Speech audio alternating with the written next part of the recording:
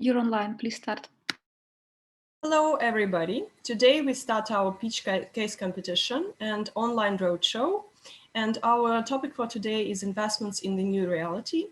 And I have my honorable guest today. It's a number of investments, leading investors from our investment community.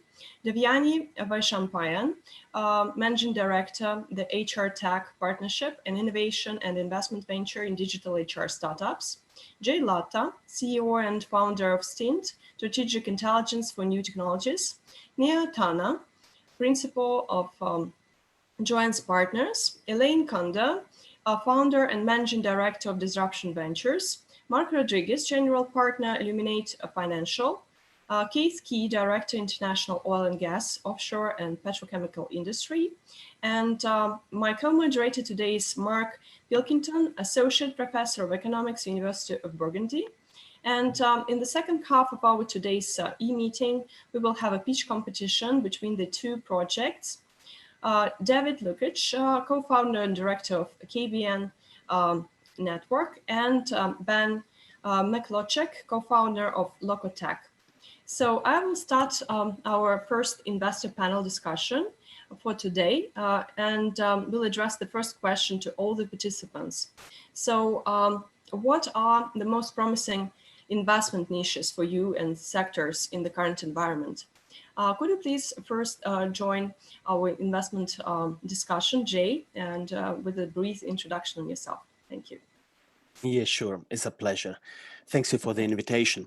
Well, we started a Stint as a think tank to explore the prerequisites of new technologies, what is needed, wrote some position papers for government, stuff like this. With the time, we switched even into supporting actively startups, exploring these niches and connecting these startups, now even investing into promising ideas. Niches and sectors, it's a very, very interesting time because this new reality is turning into a new normal where you need hybrid concepts so that when something another pandemic event will occur, that we will not be so lost how we are now. So I see a huge possibility in the whole collaboration cooperation sector. Events will totally change. Conferences, I mean, just switching into a two-dimensional thing is not the real solution. Everyone is using tools that were designed for the pre-pandemic era. So here is a huge opportunity. Fashion will have a large need on invest to embed masks, to embed trackers, to embed even some kind of possibilities to show you if you keep distance or not. Thank you very much, Jay. And Neha? Yep. Hi, I'm Neha. I work at Joyance Partners and Social Starts. We're a venture capital fund that focuses on the science and tech of health and happiness. So pretty much deep science and deep tech, right from life sciences through to food and drink, agri-tech, consumer goods. And I'd say the biggest, to your point around what are the most promising niches, we're a little bit biased. We've been in life sciences and healthcare for a number of years, and we've only seen growth in that sector.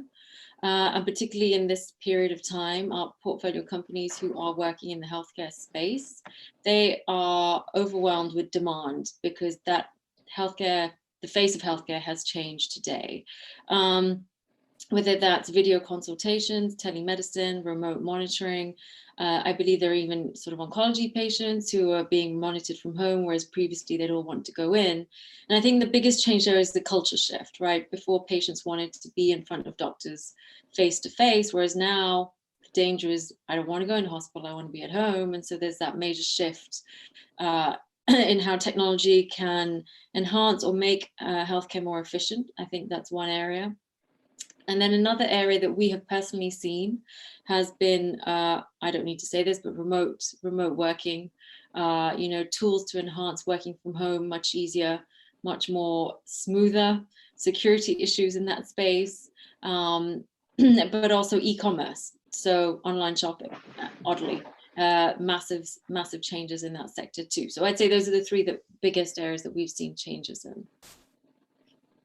Thank you so much, Neha. And Devyani, could you share your viewpoint? Oh, so hi, I'm Devyani Vaishampayan, and I'm the managing partner of an angel investment fund, which focuses purely around human capital management or the people space. And by that, I mean our solutions or what we invest in is AI and digital tech solutions for workforce management, but really mid to large organizations, not startups or small companies. And I think it's been a very interesting time because, firstly, if you look at even up to the first quarter of 2020, the amount of investment in the HR tech area was going up steadily. So it has touched about $1 billion globally. And that was a quarter-on-quarter increase for the last 13 quarters. So there was already a trend of investment going up. But the current crisis is, in many ways, it's to be honest, it's going to be a huge opportunity because organizations are suddenly forced into remote working in a way they never planned. Secondly, is the pressure on costs. Is operating cost is going to go up, and people costs are always one of the bigger costs. And so whether it is doing away with traditional recruitment agencies, looking at cheaper ways or online ways of learning, I think the opportunities are there in the entire employee life cycle. And so I think in terms of the focus on AI and digital solutions around virtual people management is clearly going to be a very strong growth area going forward. Thank you so much, Devyani. And Elaine? Could you please unmute yourself? Yeah. Sorry, I'm Elaine Kunda. I'm the founder of Disruption Ventures, and Disruption Ventures invests in early stage companies that are founded by women. For me, nothing has changed in this pandemic as far as my strategy and thesis. It actually feeds right into it. And I've been focused on technologies that disrupt existing industries, existing categories, and create more efficiencies. So this is, nothing's changed, nothing's slowed down for me. I haven't had to shift my focus. In fact, I'm in the process of doing 2 term sheets right now. So I think the one thing that is very important today, then that might not have been as important, say, a month and a half or 2 months ago, is just making sure that companies are well capitalized and have runway for enough time, whereas the fundraising environment was a little bit different, like I said, even 2 months ago. And so we don't know how long that will last for. With my early stage companies, I've been really pushing them to ensure that, at least 24 months runway, because the environment will be different. And again, I invest at seed and Series A, and to really be disciplined about what levers in your business you can adjust to the changing economic landscape. But as far as approach and strategy, this just feeds right into what I've already been doing. And someone else mentioned healthcare and community health tech. We have all this incredible technology that I don't believe we've been using efficiently in many areas of business and society. And so I think we're going to start to see that evolution happen. Thank you so much, Elaine. And Marc Rodriguez, please join us. So, hello everyone. I hope you can hear me well. My name is Marc Pilkington. I'm Associate Professor of Economics in a French university. So I'm talking to you from France today. I would still like to rebound on this first question because it's so very interesting, and I think we can explore it further. I would have maybe 2 points I would like to raise with you. Does anybody see any potential anytime soon? Because of course we're entering, as we said, we're entering a massive downturn, recession, but there are going to be some opportunities, some winners, some losers, and some winners. What about software as service platforms, which have existed already for a while? But what about expanding this business in a way that is customized for businesses, for their need, for the new reality? So we were talking about the healthcare sector. What about platforms, platform design for the medical industry? And I also had in mind the legal sector, because I think lawyers are going to be very busy Why? Because we are entering a kind of a gray area from a scientific standpoint, but it's also true from a legal standpoint. I think this pandemic is raising a lot of legal questions. So what do you see any potential for software as a service platforms? I would like to ask our first speaker, Nia, who works in healthcare industry. Yeah, thank you. Yeah, would you like to Hi, give yeah, input, thanks. please? Hi. Thank you, Mark. I mean, as a generic answer, I'd say nothing is off the table now. From some of our conversations with other investors and other founders, we'd say that in the healthcare and even well-being industries, the conversations have accelerated by 10 years. And what I mean by that is that doors have opened up from regulation policy, government, policymakers who perhaps were tightening the reins on getting medical software out there, because really it's only in the last couple of years where medical software was recognized as a device or a hybrid model of software and hardware. But adoption was always an issue. So yes, I think there is definitely an opportunity, but I think we have to look at what that is carefully. I think regulations have loosened, but that doesn't mean it's free for all. I think it's just going to be sort of entrepreneurs are going to have to be smart about moving forward. But yes, absolutely, I think there is an opportunity. It's already been noisy in that space. So what's going to be really interesting is to see which are going to be the winners who are going to really thrive in this environment and which are the ones who perhaps won't necessarily make it. Does that answer your question, or do you want something a bit more specific? No, it's a good start. In fact, I'm going to ask all of you, before I ask the rest of you, the panelists, I'm going to raise my second point, and then I will give you the floor. Because of the pandemic, of course, we are being asked to minimize human-to-human interactions. This is well understandable. I'm not convinced that we should just replace it just in a way that is systematic by human to PC interaction. A lot of the talks at the moment are actually machine to machine interactions, or machine learning, etc. And this takes me to the idea of the IoT, the Internet of Things. And I do feel there is some potential here, or at least some interesting things to say. So we can continue, so you can rebound on any of the two points that I raised. Devyani, would you like to start, please? Right. So again, I think our focus, firstly, I forgot to add that, I have worked as a chief human resource officer, and my investors also are senior directors in very large businesses. So I think our strong lens through which we look at investments is very much what will work, what is relevant, what is applicable. And also key part of that is not about the latest tech, because as you know, corporates are still quite slow to embrace technology, particularly in the people space. But I think firstly, if I start with areas, again, huge growth. I think Neha referred to wellness. I mean, wellness really for us is physical wellness, mental wellness, financial wellness. All three areas are seeing a big spike of interest. And so I think solutions in those areas are clearly have a bright future ahead. Learning and upskilling is also suddenly become very important, because a lot of people are working from home, but also skills are going to be going to change very rapidly.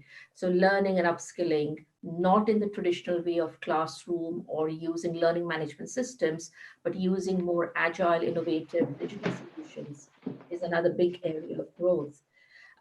Coaching and mentoring. I mean, it's really what leaders look like today is changing very rapidly. You need leaders who are empathetic, who can connect, who can figure out what employees need. And so I think coaching, employee engagement, communication, collaboration, again, huge increase in areas. And finally, I think employee benefits, that's another big area, because a lot of people now, and if I take a simple example of earlier, a physical benefit meant you could have a gym in the office. With people working from home, their needs are different. So I think what employee benefit looks like is going to shift more to support that families are going to need, help and empathy that they're going to need. So again, as I said, I think the scope of all this is changing very rapidly. But in terms of technology, I guess in the human capital space, more complex bots, you spoke about the human machine interface, and that's still going to be important. But I think augmented reality is going to be increasingly used, whether it's for training, whether it's the wellness front. I see those two technologies playing a more important role. Thank you very much. I think you're also right to emphasize skills. Yeah, we definitely need a new skill set. I say we also need to be confident in using these skills. So you use the word agile, which I think is extremely relevant. Elaine, would you like to give your input on these few points, please? Sure. So you asked about SaaS. I think there's one really important reality that's happening right now, particularly with large organizations, and some who have been more proactive in developing and adopting tools and technology find themselves functioning at a much better pace than others that have not. I won't even talk about individual sectors. I would say within each sector, we're seeing this. So, and what is happening, this acceleration of using digital tools has happened. And I'm actually speaking to the CEO of a digital bank after this call. And she said, and we've moved forward 10 years, in some cases for some banks, 20 years in this time. For early stage companies, this is a dream come true, because one of the biggest challenges when you are an early stage company is getting those enterprise clients. It's getting that adoption from those large organizations who validate what you're doing and actually fund your business so that you can continue to build and grow. And so, from my perspective, a lot of these SaaS businesses, coming out of this, budgets are going to be cut, but there's going to be more adoption. There's going to be more willingness to look at tools, because nobody wants to be caught on their heels again. And so there's going to be a different frame of mind, I believe, and there's going to be a different approach to looking at newer technologies than there probably ever was. As for the face-to-face and how things are going to change, I think I'm working more than I ever have, and I work a lot. And I was trying to explain to someone who's not in the industry, who isn't working as much. This isn't as efficient. These tools aren't as efficient, because human to human connection is part of being human, and the creativity is lost, and the time it takes. And I'm sure we would get better at this if this pandemic lasted another year. But I think we are going to start to see, there was this huge ramp up initially where everyone got online, and everyone now knows what Zoom, my mother who's 75 knows what Zoom is, and she didn't know what it was before. There was this huge ramp up, everybody got on board, everyone's, shifting, events are moving online, but we're going to start to see diminishing returns, and we're going to start to see a decline, I believe, in creativity, particularly in innovation, if we remain in this kind of lockdown. So I think there will be a new norm. I believe that there will be adoption and openness that there wasn't before, particularly from large organizations. I think early stage SaaS companies and startup companies who can prove that they bring tools and efficiency to the table will win. But I don't think we change, once the imminent threat is gone, I don't think we change that much, because I think we're used to a certain behavior, and I think we'll go back to that, in my opinion. Yeah. Thank you very much, Elaine. I'm going to give the floor to David, but I'm going to add one last point, because it just made me think about that while the first speakers were speaking. We are trying to distinguish between new opportunities that are arising, but there are different investors, or there are different asset classes, but there are different categories of investors. Shall we continue to differentiate between investors, and in terms of the opportunities that they should pursue in these times of pandemic? So was it David I said was the next? Yeah. Thank you. Hi, thank you. It's David Lukacs, and I'm from the Cabin Network. And Cabin's easy to remember because Cabin is actually the word bank, B-A-N-K, scrambled. So we think of ourselves as a warm and homey place, a cabin. And we do digital identity verification, monetization, and management. So we've changed the way that digital identity works by putting it in the hands of the consumers and not corporates. And I have a background in running public companies, so I see a lot of different types of investors. And what we've seen in the emerging industry in the last couple of years is that many of the security regulations that exist in jurisdictions have been tested, for lack of anything better. And we see that in the US, Canada, and Europe and Australia. And I think investors need to be knowledgeable. And today's current environment and regulation pushes the onus both on the investor and on the company to ensure that the investor is knowledgeable. I think that's an issue of fairness. And while I'm not a regulatory, I'm not regulatorily biased, I think that if a lot of people who have invested in certain, and I hate to say this, utility tokens, have not had the opportunity for full disclosure. So I think there is a balance between who invests, how they invest, and how a company treats an investor. And I think there has to be rules and regulations in place to support the efforts of investors. Otherwise, the returns only go to a few and not to many. Hope that answers your question. Much. Marc Rodriguez, would you like to be the next speaker and share your input with us, please?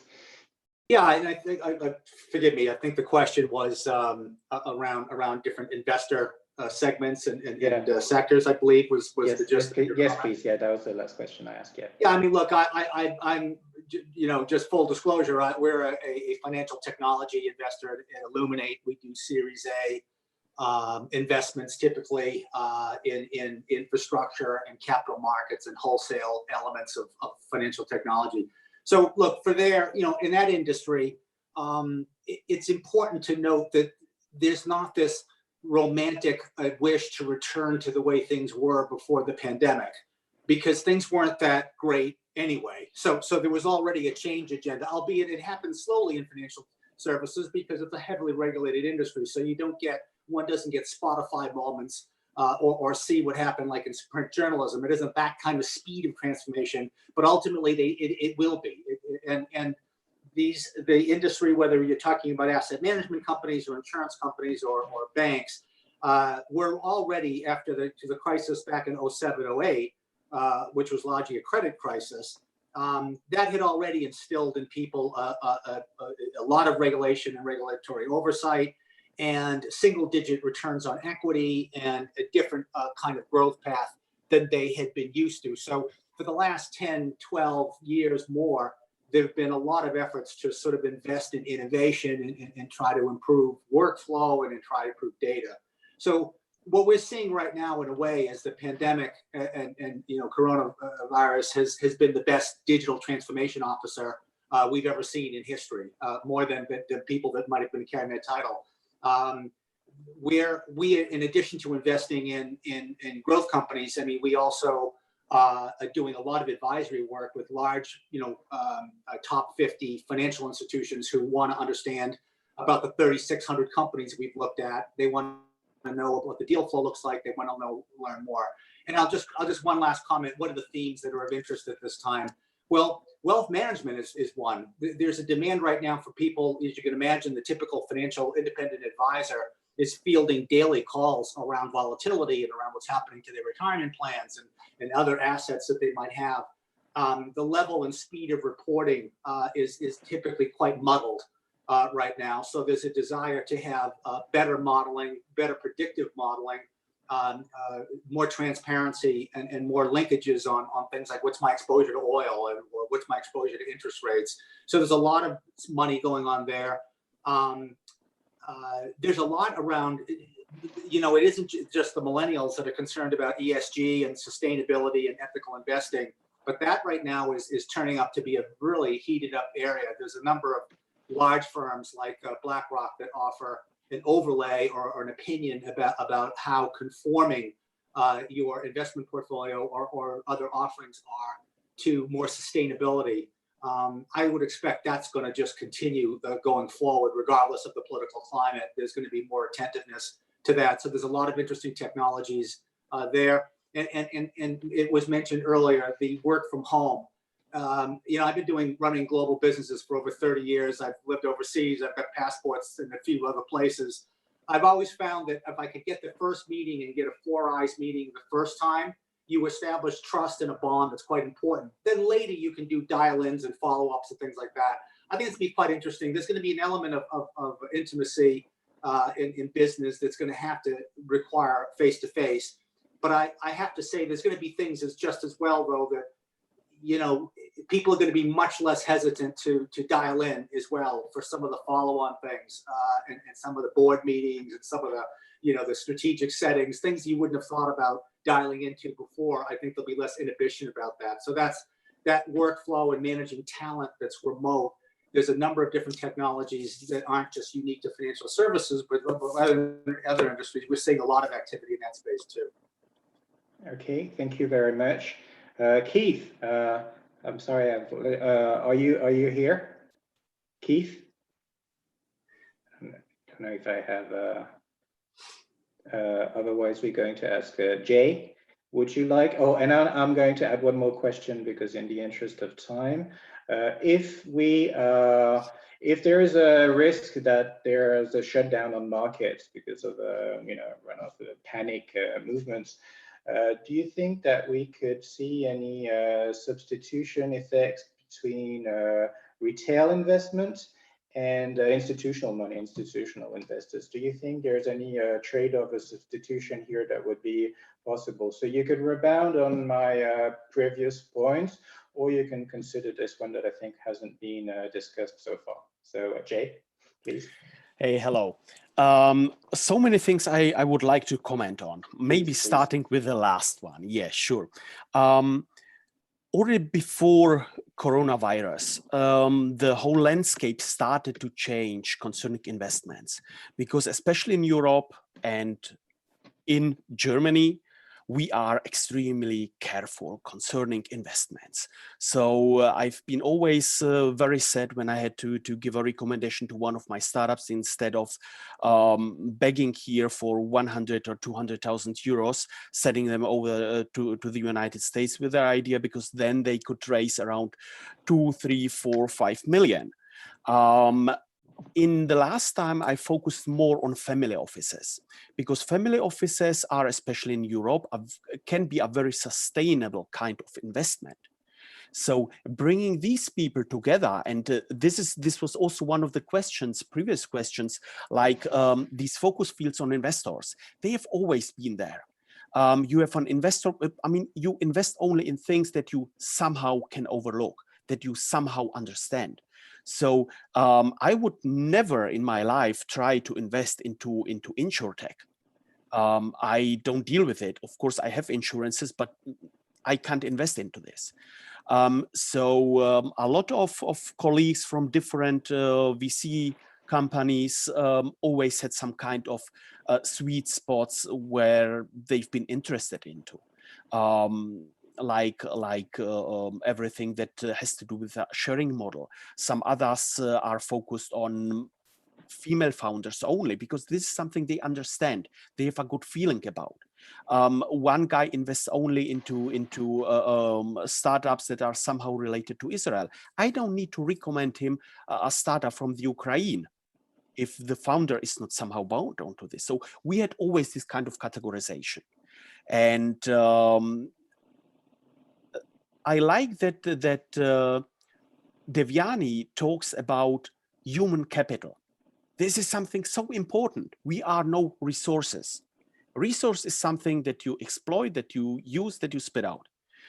Employees of the future, and even it was mentioned, millennials. Right now, around 50% of the millennials do not want to work for a company that makes intransparent decisions. It does not mean illegal. It does not mean immoral. Simply, they don't explain you. And these are the employees of the future. So if our society does not adapt onto this, we will lose these people. because doing business as usual, like we've done this before, will not continue. So human capital is the first step, but we also need to change our mindsets. I see it here during the lockdown. The people that are able to work from home or mobile, they are relaxed. They see the value of being their own timekeeper. Not having, in Germany we have this word, it's for a manager, it's Vorgesetzter, the one who sits in front of you. We believe into this, someone that is still observing you, and if you are not sitting at your place, you are not working. This changes, because on the one side, the accountants and controllers in our corporate systems, they see how cheap it is. If the people are sitting at home, they consume their own energy, they have to take care of the internet connection, they drink their own coffee, and they don't waste time in the office with the others. So it's more efficient. They can reduce their places. The canteen does not need to be open all the time. The cleaning staff doesn't need to come every day. Twice per week is okay. Business travels, of course, I'm a huge fan on one-on-ones or one-on-manys. Even when I'm on the stage, I'm just sitting here talking into this box. For me, it's exhausting. When I'm on the stage, I'm dancing around, I'm explaining, I'm telling stories. Even in my meetings, I had a clear rule set. Transferring it onto this digital is really hard. There was a recent research talking about Zoom fatigueness. It's exhausting when you are the whole day staring on the screen. It's true. It's really exhausting. You just fall into the bed, sleep for several hours, and in the next morning, hey, there is not enough coffee for me. So these one-on-ones, even due to travel, the controllers and accountants see how cheaper it is if the staff is not traveling around. Of course, it's also kind of free that I don't waste my time during the travels, but I can be more efficient. But I need the right tool set for this. So my initial statement was, we need this collaboration and cooperation tools. Yes. Zoom is not the solution. We need an intermodal, technological agnostic approach, where I don't care if you use Zoom, I use whatever. I just want to push my document onto your screen and you have it. That's simple. It needs to be a seamless experience. And if you use a PC, if you use a mobile phone, if you use VR, whatever. Mm-hmm. We need to make life easier. Yes, exactly. Workers. These technologies are here to decomplexize our world. Mm-hmm. Okay, thank you very much, Jay. That was. I want to say all the insights are fantastic, all the speakers so far. In the interest of time, Keith, can you please unmute yourself, because I haven't had the chance to. Yes, hi. Hi, I'm Keith here. Yeah, please. The floor is yours. Yeah. We were focusing on essential services like oil and gas, power plants, and the marine industry. Yes, I agree there's opportunity. Previously, everybody, this so-called old industries, everybody is resistant to changes, very, very resistant. And now it seems to have no choice but to adopt new technology. So what previously took maybe 2 years will probably take 6 months to implement now. So there's a positive aspect of all this change in the way that essential services work. Thank you very much, Keith. Sorry, in the interest of time, can I have one more question maybe for Marc? Nadia, is it okay with time? Are we managing? Yes, sure. Yes.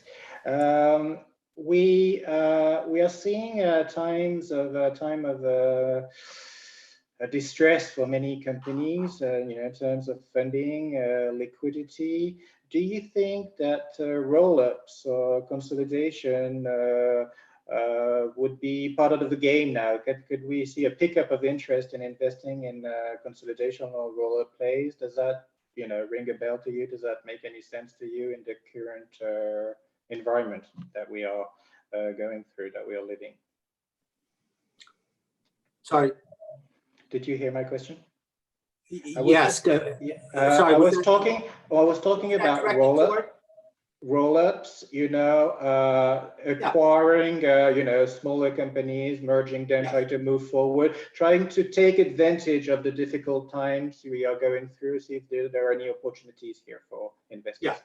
Yeah. Did you want me to comment yes, on please, yes, please, yes. Okay, please, I'm sorry. That was the part I wasn't sure. Yeah. I think with roll-ups, I think, yes. I mean, look, again, I'm most comfortable talking about financial services and technology because it's what I know best, so this may apply to other industries as well. But I think that if you look at the very large incumbent strategics that are in financial technology, the average age is about 40 years old. They've been around a while. Thomson Reuters, not Refinitiv, Bloomberg, SS&C, SEI, and so forth, and SunGard and FIS before them. They're all themselves the result of roll-ups. That they've basically in the last 20 years been serial acquirers, rolling up smaller businesses and then scaling them, but not always bringing them together architecturally or in terms of workflow. They all had a common name on the business card post-acquisition, but there might be an argument that says they weren't really all linked up. So when I see some of these older incumbents that are sort of these lumbering institutions, some of which have this annuity stream of near locked-in money, I'm not sure they represent the best practices on innovation.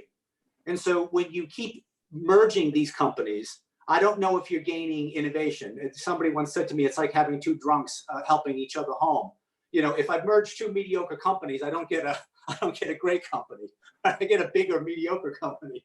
So what I believe is happening is that the very large institutions, like if you look at like what Goldman Sachs and Morgan Stanley and BlackRock do, if you look at IHS Markit and some others, they've all adopted innovation, not just accelerators and that like, but they're reaching out directly to the small companies. They're not just, their first instinct is not just to buy them or absorb them into the body politic.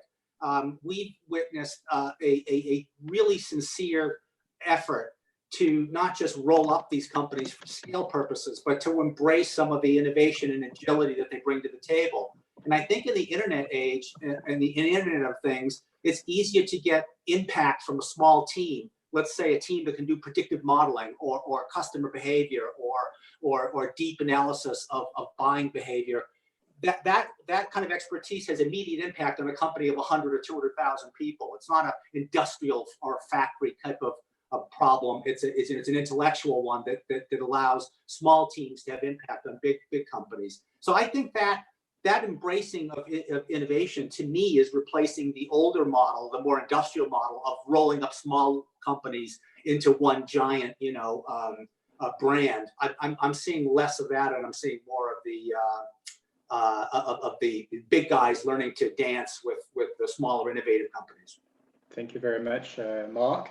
So many fantastic advice, cutting edge here, insights from all of you. I'm going to give the floor back to Nadia now because she has a competition pitch to organize, to supervise.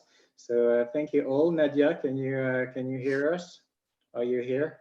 Yes, sure. Yes, Thank you very much, The Marc. floor is yours. Thank you. And yes, we'll get back to you soon after the pitch competition. We will have another round of questions for all. And I will give the floor to our first participant of the pitch competition, David Lukacs, co-founder and director of KBN Network. David. Thank you, Nadia. Let me just share my screen if you wouldn't mind. Thank you. You will have just 5 minutes to introduce your project. Absolutely understood. So, pardon me, can everyone see my screen okay? Yes. Great. So welcome to Cabin. Cabin is a company of fintech focused on identity and data solutions for the evolving digital markets. We've taken a very unique approach to digital identity. Our mission statement is that we believe that ownership of identity is a basic human right, and individuals should be the primary beneficiary of any use of their identity. Cabin delivers world-class solutions that enable users to verify, manage, and monetize their digital identity. We're shifting the paradigm in DID from corporate to user. Traditionally, people have walked into banks or financial services organizations, and every time they go in, or virtually or in the real world, they have to do digital identity verification. That is cumbersome, it's difficult, and on the internet, it is challenging because everything moves at lightning speed. We've created a fully compliant bank grade digital identity platform that allows reusable identity and empowers the consumer to own their ID. We've also created a digital wallet, credentials wallet, and keyring through something we call Liquid Avatar, which I'll talk about, that allows users complete transportability of digital ID. We're focused on reach. Our products are addressable to 100% of the global online community. We have a unique business approach. Again, we've taken the approach that to empower consumers in compliance with regulations that exist today and new regulations. That includes GDPR in Europe, that includes the CCPA in California, other emerging digital rights of ownership of data. And we have an experienced team. On average, our team has, each team member has over 25 years in their discipline. So our business really focuses on verification, management, and monetization of identity. Our network is built really to look like a solar system. At the center is a product we call Liquid Avatar, which empowers users to own and manage and monetize their own identity. And around the solar system, around the sun, we have planets, we have products and services and partnerships that empower that ecosystem. To date, we now have 9 deals on the table to bring users into our ecosystem effectively and efficiently, and that represents several 100 million users. The way that we make money is similar to the way that you think about Credit Karma and other companies that give away a service. At the center, we give away Liquid Avatar. We give away our core technology offering to empower users. And by doing that, we also make the ability, we also have the ability to offer them great products and services that fit their data needs. We think of data as the new gold, and that ownership of identity should own that data. And by marketing to them in a permission-based process, we create value not only for the user who owns that data, but we create value for ourselves. We generate revenue, again, through different means. Our compliance program for ID screening is used by commercial vendors, similar to companies like Civic, Onfido, Trulio. But when a user is verified, they get a reusable cabin ID. We have in Europe, the UK, and now in Canada, and we're extending it to the US. We are approved by Visa to issue our own mobile banking platform and debit card program. And that's because we were able to meet the requirements that they needed for compliant and reusable or always on digital identity and AML checks.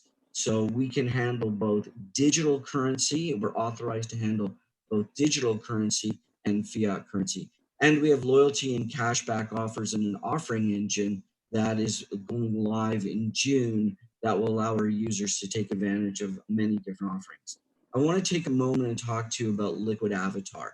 Liquid Avatar is the ability to share what you want, when you want, and with whom you want online. You're in full control of your identity and your data. It not only includes Cabin's digital identity products, but digital certificates from a wide range of other providers, emulating a wallet that you would carry every day when you leave the house in the real world. We also have the ability to put passwords and other activities on key rings so that, again, we can create both handshake-based single sign-on and LastPass types of single sign-on. But all this data is owned by the user. We're just helping them manage it. Again, our job is to mimic what you do in the real world with digital identity. Our dot code in combination with a Liquid Avatar, which is a high quality image, either created through our studio or you can upload your own image, we allow people to share again what they want, with whom they want, and when they want. They're easy to use and easy to create and share. They're at no cost to the consumer. Again, information can be shared as required, and we can include a host of digital credentials. We also include gamification, including badging, to be able to show off, your favorites. The potential integration is with every known basic telephone or telephonic system, different types of text applications, social media applications. Liquid avatars are an image, so they can be shared. We also are bringing forward an app that will have many different types of applications. This launches in late June. We've been around since 2017, building our platform, and we are commercially viable today. In fact, our North American license division has just received approval to become a public company on one of the Canadian exchanges. So we not only have global ownership, but we have licensed regional opportunities. And again, our Liquid Avatar app will have a lot of different applications, including augmented reality. We have an investment in an AR company in Europe, and we're going to be integrating that technology into our system. Again, we believe that data is the new gold, and that owners of that data should be the primary recipient. We have technology and services that create a 360-degree ecosystem around the user. We have efficient ways and very cost-effective ways to onboard customers, so we're effectively not blowing our brains out trying to get new users. We have agreements in place to provide Liquid Avatar opportunities for people to engage to hundreds of millions of users worldwide. David, I'm sorry, it's already been 7 minutes. Okay, thank you. We have a ton of services that support the ecosystem. And again, we're addressable to a number of different markets, whether it's identity fraud, purchase for validation for e-commerce, esports and gaming, information data services, education, government, and healthcare. Thank you for your time. Thank you very much. Thank you very much. And I will pass the floor to the second project. It's Ben Miklozek, co-founder of Lacotech. Ben, could you join us as well? Yes, hello. Yeah. I'll go ahead and share the So screen. you have 5 minutes. Please share your screen with us. Is it sharing? You don't see your pitch deck. Okay, there we go. All right, hello, my name is Ben Miklozek, and I'm with Locotech, an ASIC hardware manufacturer. Locotech is a Norwegian technology company that develops ASICs for the cryptocurrency mining industry. We have developed a powerful new script ASIC which can be brought to market in 6 to 8 months upon funding. All significant tech risks have been mitigated and all necessary partnerships, both upstream and downstream, are established. Locotech's conservative base case is 15,000 units sold with full year profits before taxes around 26 mil. The problem is that profitability is currently in a low cycle for cryptocurrency mining. Price of power has been stable, but mining profitability has been declining. There are few profitable miners on the market, with 5 million miners that will need to be upgraded soon. Locotech will have the most profitable miner on the market. These are the 3 platforms that we'll be offering it on. The middle is your standard single tube miner. To the right is our enterprise miner. And to the left is our most important platform. And this is what our clients want. And to prove this, we have MOUs signed for over 40,000 units and another tens of thousands with that are verbal commitments from publicly listed companies. And this is our bulldozer bare bones. And what it is upgradable hash boards that retrofit into old unprofitable miners. This allows companies or facilities to reduce and reuse their infrastructure, their PSUs, their fans, their enclosures, to both save them time and money. When we benchmark ourselves against the competition, as you can see, the Inner Silicon A6 Plus is our nearest competitor. We beat them on the power consumption, we beat them on the hash rate, and overall performance proxy, we beat them by 3x to the end user. However, Our actual hash rate for our miner is 6.5 gigahash at 1300 watts. 2.38 gigahash goes directly to Locotech via service fee. The service fee equals daily reoccurring revenue.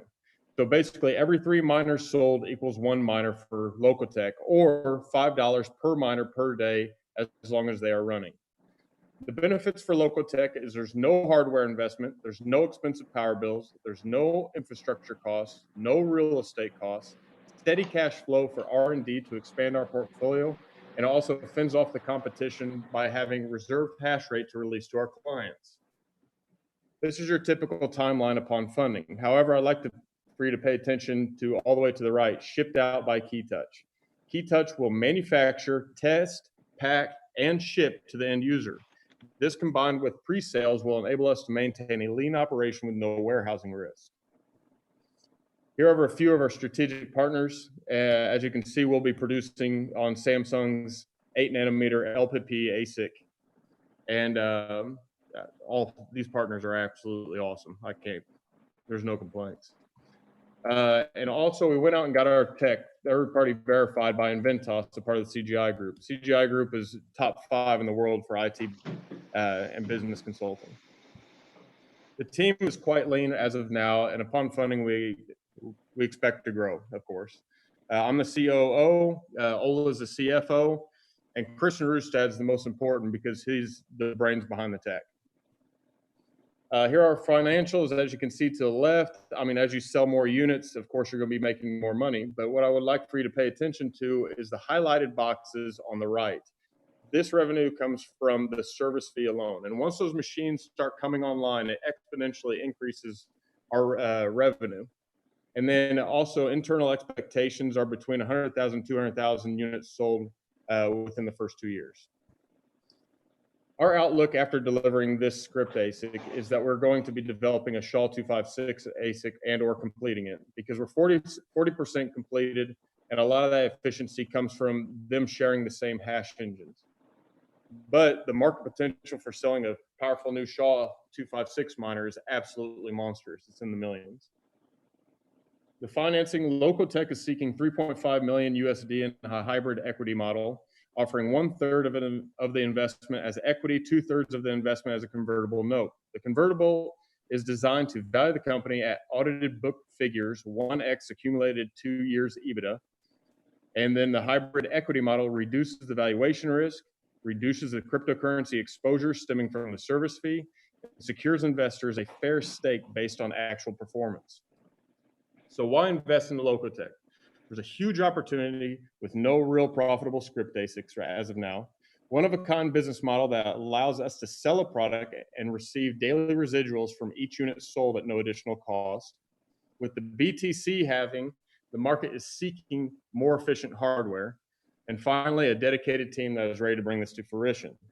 My name is Ben McCloskey, and thank you for your time and consideration. Thank you very much, Ben. Perfect. Now, please send all the evaluation forms, all the judges. And in the meanwhile, we will start our Q&A session with the investors so that you will be able to give some feedback as a general overview on today's projects. And you can also address with some questions each particular project. Jay, could you please start? Yeah, sure. Thanks. Well, I've seen here 2 very interesting pieces. I mean, the first one really touches what is needed, where you have these different connectivities, several data, identities, whatever is around. What I'm curious about, I mean, I've heard several concepts about these. Again, having here something that is centralized, where of course a data breach could bring you more problems than before, is something to be very, very careful about. But definitely we need approaches where your digital identity can be managed by yourself. Ripping it out of several other corporate well, needs and bring it back to the customer.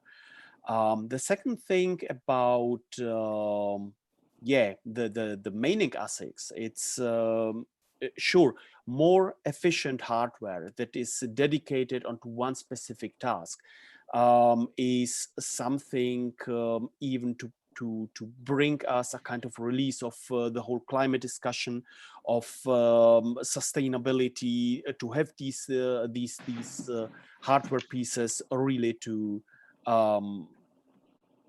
bring the job how it needs to be done. I'm curious about how within the next generation of ASICs, how can you reuse the old stuff?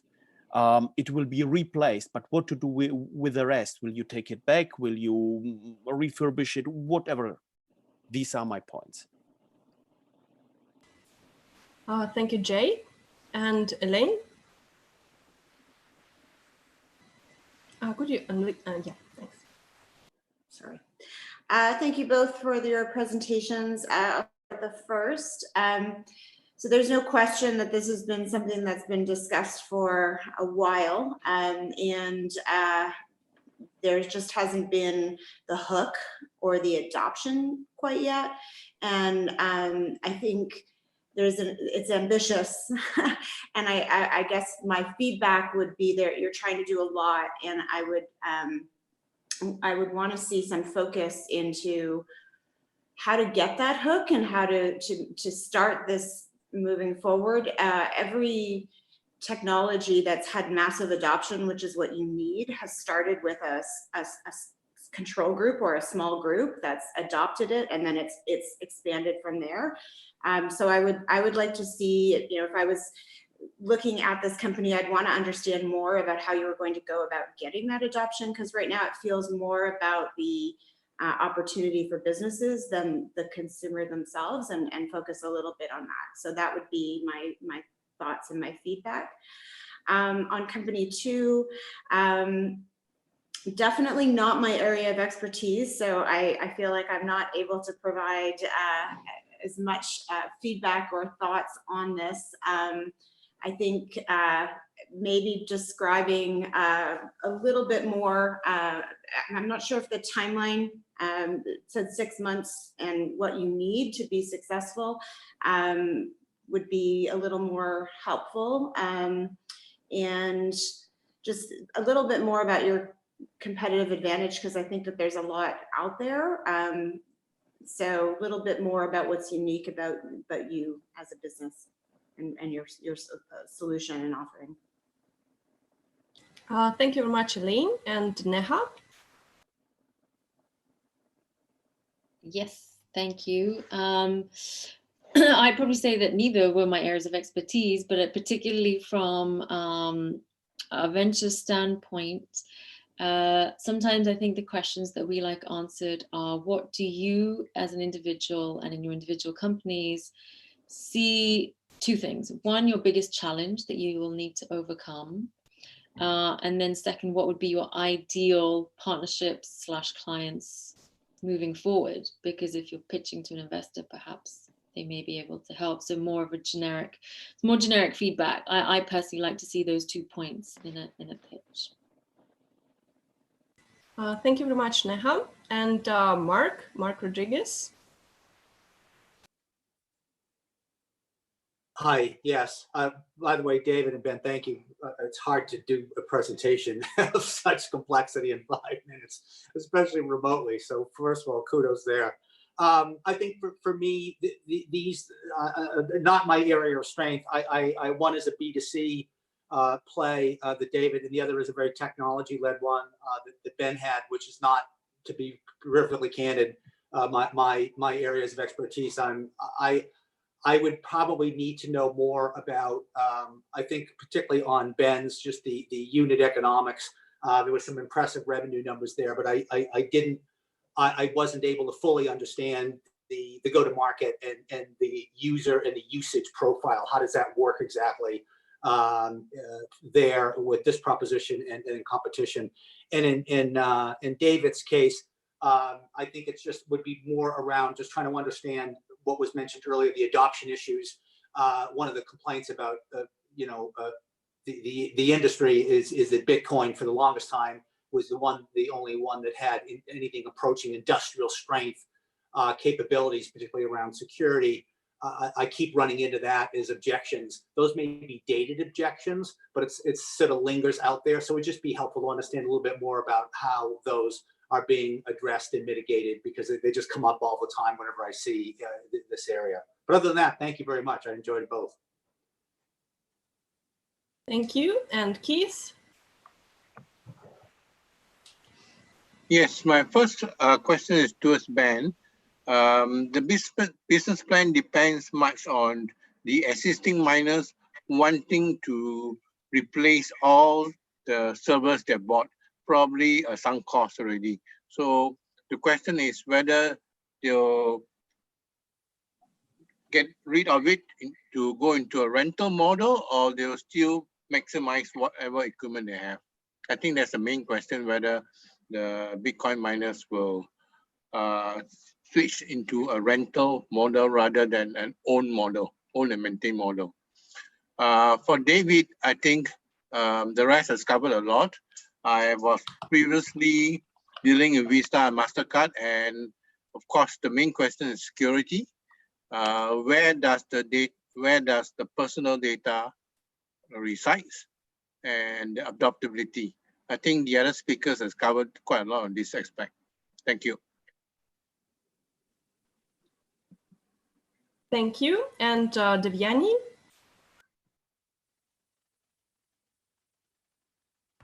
Sorry, yeah. So firstly, as I said, I think as Mark has said, well done to both of you. It is not easy pitching. It's particularly difficult doing it in this manner. And I think both of you did a great job. Ben, I particularly liked your presentation because I thought it covered two areas well. One is some hard facts about benchmarking vis-a-vis your competitors. So there was more factual information. And also in terms of financials profitability, I think there was a better sense of your business. So particularly like that. Probably what was slightly missing is really a marketing approach or go-to-market approach. David, I guess I was, while the concept per se, it was easy to relate to, I felt I was struggling a little more because there really was very less rounded information from an investment perspective. But again, both of you strong propositions, so well done. Thank you very much, Devyani. Mark, do you have questions for the feedback of our judges today? Yeah, I would like to ask the judges about today's session. If you have any thoughts about the actual format of the session, whether we talk about the introductory discussion and then the pitch itself, do you have maybe suggestions? Because we're having this collective improvement, this collective experience, sorry, and we're having you involved in the process as judges. So I would like to have maybe your input, suggestions about this whole collective experience we are having, whether the discussion or the pitch itself. Maybe Elaine, you just would like to start if you have any so considering this new world and how someone else said draining it is to be on screen all day, I thought this went very well. So congratulations to you guys, good work. The one thing I find is it depends what you're trying to accomplish. So if you want to get into more meaningful discussions, fewer people can get deeper into thoughts. That would be the only, and not that one's better than the other, it just depends on what you're trying to accomplish. So there isn't a lot of time to get into back and forth and responding to what other people are saying when you have a lot of people on the call. That would be one thing. And then perhaps, it depends again on the pitch contest. Are you looking for just response to the pitch itself or the business? And if it's the business, maybe giving some more detailed information up front so that can dig in a little bit and have some more meaningful feedback in advance prepared. That would be. But again, if it's just around the pitch, that that's on the spot. So it really depends on what you're trying to accomplish. Thank you very much, Hélène. Devyani, would you like to say something about today's pitch session? Yeah. Very valid. Firstly, really well done, given it's a difficult format to get a strong engagement from. I think overall it went well, no glitches. I would also echo probably a slightly less number of speakers so that there's more meaningful conversation. I would also say, to be fair to the people who are pitching, probably at least one expert who understands that space really well, because finally a lot of it boils down to a deeper understanding of that space, you know, whether it's health or financial services or whatever it is. I think so probably if that can be managed, it might be more meaningful to the people who are pitching. Okay, thank you very much. Jay? Some comments, please. Yeah, sure, of course. Yeah, it's of course it's a new kind how to deal with startups during these pitch contests. Then it's something new. We have to try it out. What might be a bit helpful, or maybe a suggestion for the future, if the startups could share their pitch decks in advance, so that we will have here and not see a blurry resolution on the screen, maybe even one day before, to prepare a bit more into these details. So I mean, for me it's no issue. I can talk about everything, and even if I have to lie about it. Thank you very much. Neha, please. Hi. So I would just echo everything that has already been said.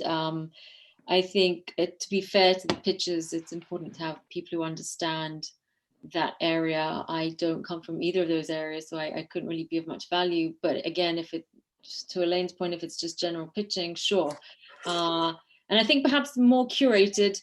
I think the conversation was great, and well done to all of you for doing it. This is not easy, but I think there are lots of these going on, particularly from my personal experience. I've done a lot of these already in the space of 3-4 weeks, and I think what's really missing is curated conversation.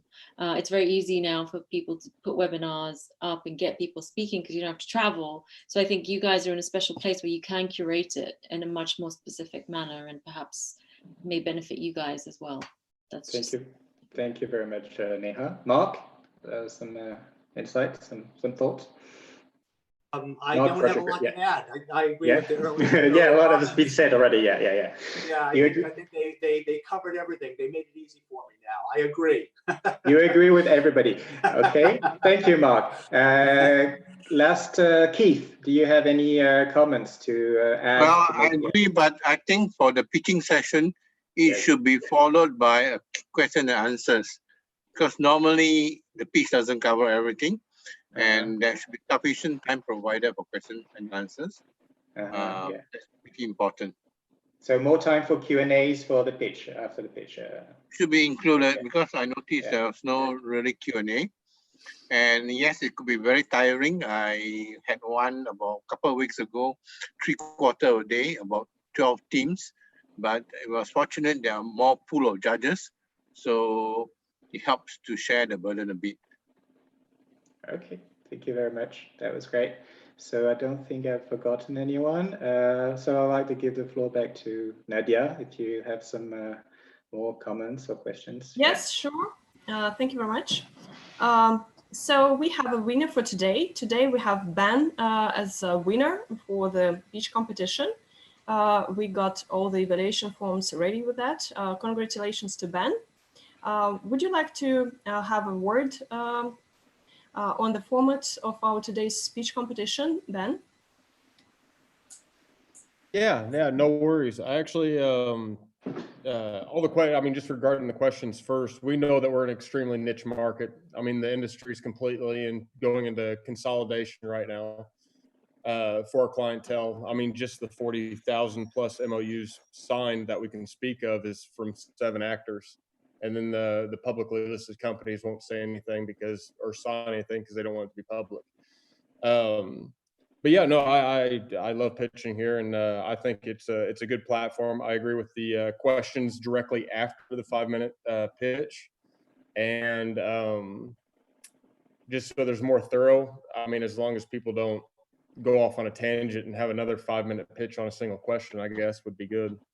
And then also I agree with having at least 1 or 2 experts that are going to be, that are familiar with the industry, I guess, as well. So, I mean, that way they can back up what we're saying, which is good. But yeah, no, it's awesome. I like this. I mean, this is the second time pitching here. Practice makes perfect, I guess. Thank you very much, Ben. And David, would you like to give your feedback as well? Thank you so much. Really appreciate it. I should mention that we're a securities offering. So unlike some of our competitors, we can't, for wide dissemination, provide numbers on screen for recorded purposes. So I think having the panelists have our offering memorandum, which is available on the LA Token site, and information in advance gives us a better picture of our overall program. Our offering memorandum also covers many of the questions and on the issues that the panelists brought up. So I think, in fairness, this is my second one. I think 1, disseminating information in advance is very important, and 2, the ability to answer questions live is important, because neither Ben nor myself get an opportunity to round out our presentation. But I wanted to thank everyone today. It was an excellent experience, and we look forward to the future. Thank you very much, David. And the final round of questions, I would like to ask you, Jay, first. How do you find this format of online pitch competitions today in terms of your investment process, and how does it facilitate, in general, your overview of different startups from all over the world? Thank you. Well, for me, it's an addition. It's something, I mean, as investor, we are always curious to learn more about the field, to learn more about specific needs and technologies. Maybe there is something around that you see, and you can simply combine it with another startup that you already have to bring bigger benefits. So of course, it's always interesting for me to participate even in a different area that I'm not regularly investing into, to learn about it. And it's just expansion of your knowledge, see behind the horizon, look to the left and the right, and of course, seeing other people and to connect with them. So for me, it's super helpful. Always appreciate being here. Thank you so much, Shay. And Neha? Oh, I was on mute, sorry. So for us, we're actually a team that works across 3 continents already. So remote pitching and remote working has actually been in our ethos for quite some time. The difference is less travel.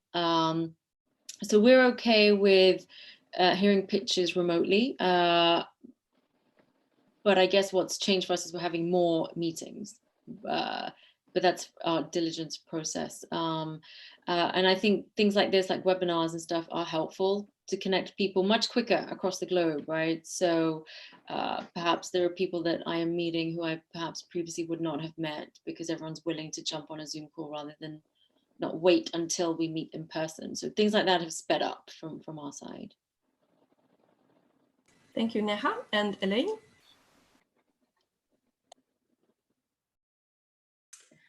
So I think this is just the new normal for now, and it's working. There are benefits to this kind of format for sure. I'm investing in a company right now that I didn't see in a pitch contest, but someone that I work with closely did and connected them to me. So it doesn't necessarily even mean who's in the room at that point in time. It's a good way to get your business out there. So I'm always happy to participate. And I would say almost every single pitch competition that I've been involved in, I've made some kind of connection for the people that have pitched, whether it's a potential customer, partner, or investor. So I think the value is there, and that might be, you know, one of the things that you can discuss with people before they go on is what their willingness to be helpful as well, because I think that's really important for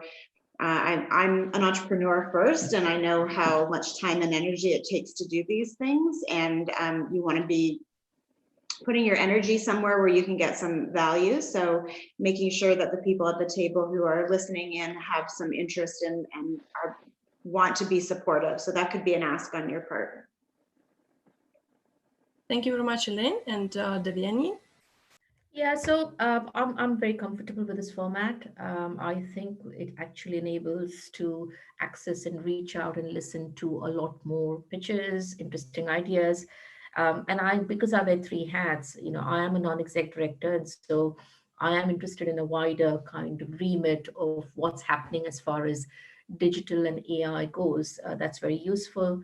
I think we also run an innovation hub, and so it's always, I'm always on the lookout for interesting innovations that we can use as part of the hub to our clients. And then, of course, from a fund perspective, the focus is much more on the people side. So no, overall, I really enjoyed myself, and I think it's a great format. Thank you very much, Devyani. And Keith?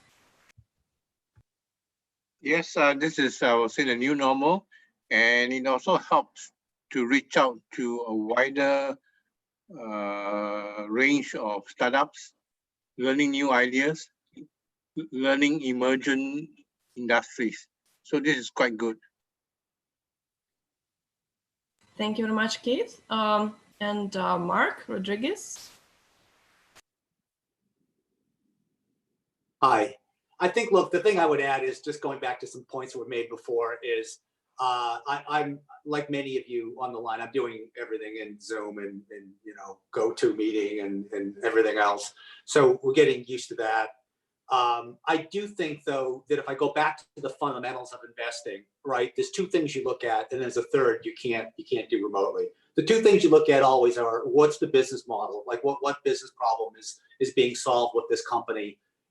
Whether it's a service or a product or whatever, what is it trying to do and what is it trying to displace? The second thing is the team. Who are the people behind this and driving this and so forth, and their credibility and their track record and how do they work together and so forth. But then the third thing is something from my old days as a strategy consultant when we were interviewing both interns and kids out of school, was the airport check. Is this somebody that if you were stuck in an airport for 4 hours, would they drive you crazy?